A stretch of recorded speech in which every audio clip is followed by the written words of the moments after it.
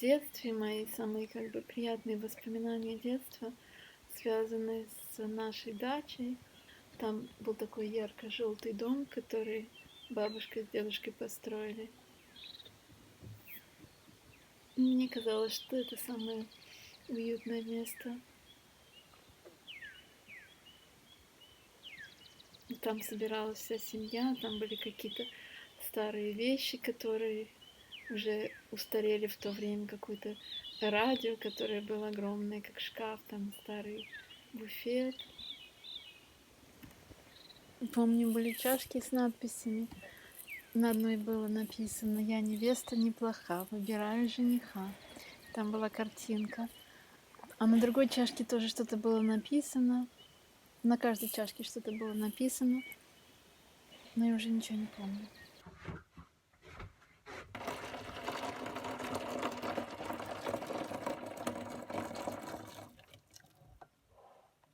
И помню, что вот одна чашка была мамина, а другая была тетина.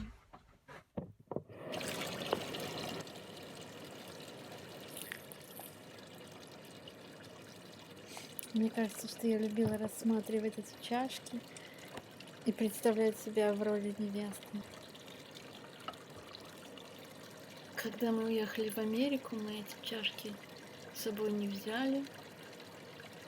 И они, скорее всего, достались тем людям, которые потом купили нашу дачу. Я никак не участвовала в том, какие вещи мы упаковали, чтобы взять с собой, а какие вещи остались. В Америке уже такого не было. А вот в Канаде дачная традиция, она существует.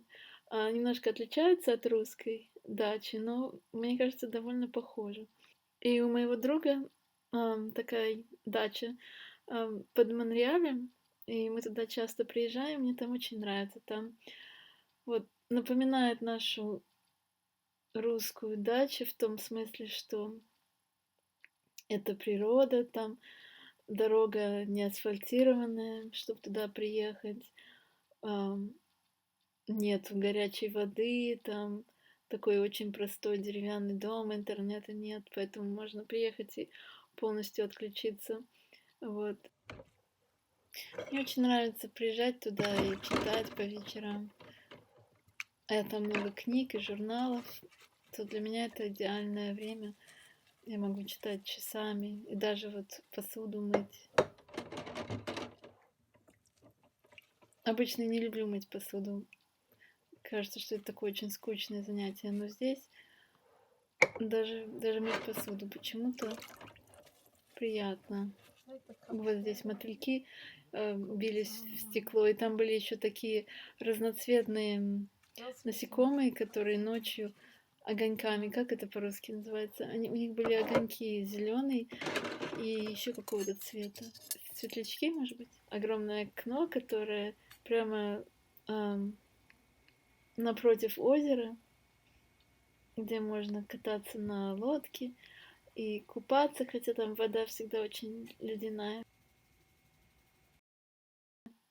И так же, как на нашей русской даче, у него тоже на даче собираются вот такие старинные предметы, которые, может быть, каким-то образом туда попали. Каждый раз, когда я приезжаю, рассматривать какие там вещи. Отец моего друга, он раньше работал на севере Канады с индейцами, и он оттуда какие-то вещи привез. Потом интересно, там очень много старых книг. Они, кстати, в туалете сделали библиотеку, поставили книжные полки, и там интересное собрание литературы. Что я хотела сказать? Чем отличается, мне кажется, канадские дачи от русских дач? Это вот именно в Канаде отсутствует огород. То есть там в Канаде не принято выезжать на дачу, чтобы выращивать там фрукты и овощи.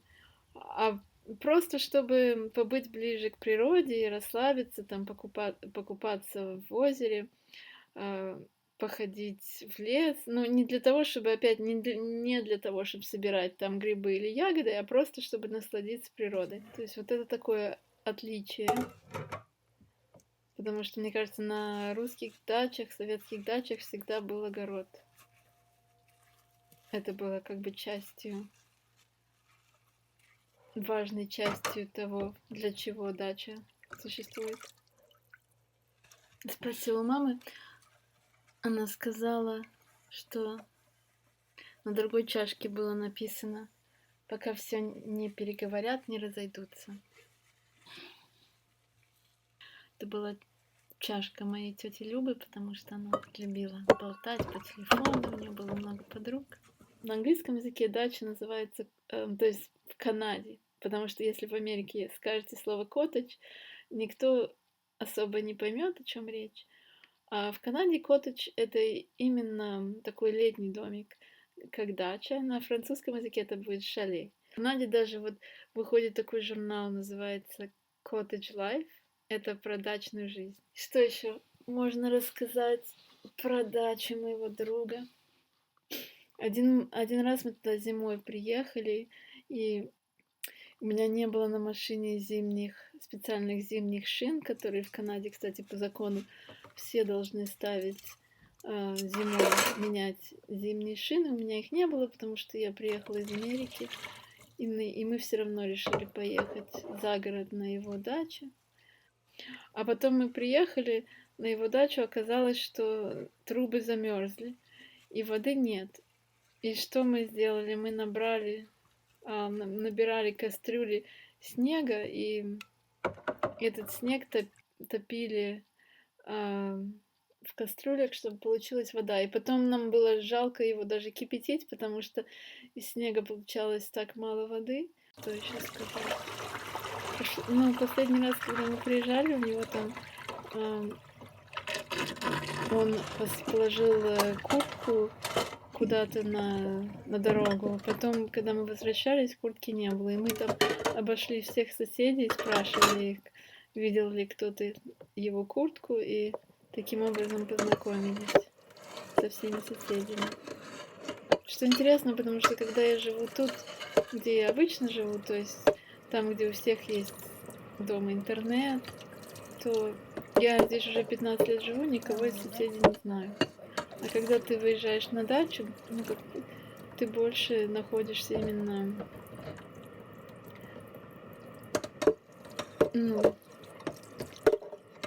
как сказать, не отвлекаешься на какой-то виртуальный мир, а живешь вот в реальности. И поэтому люди более как бы открыты к общению с соседями. И они очень охотно с нами разговаривали, рассказывали нам про свою жизнь. Еще нам сосед рассказывал, что можно рыбу ловить, мы еще не ловили никогда.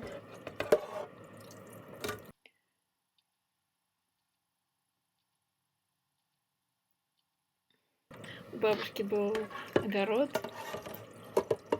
вот было много ягод, была смородина красная, черная, клубника, крыжовник, цветов было много. Туалет был на улице, за водой приходилось ходить в колодец. Но мне все это нравилось там. И было много детей вокруг, и все вместе дружили, катались на велосипедах, и играли, ходили в лес, придумывали много всего. Просто хотела рассказать в этом видео про канадские дачи, чем они отличаются. То есть отличаются тем, что на канадских дачах нет огорода, а все остальное довольно похоже. То есть это природа, это такой летний домик, куда можно приехать, чтобы насладиться природой и отключиться от современной жизни.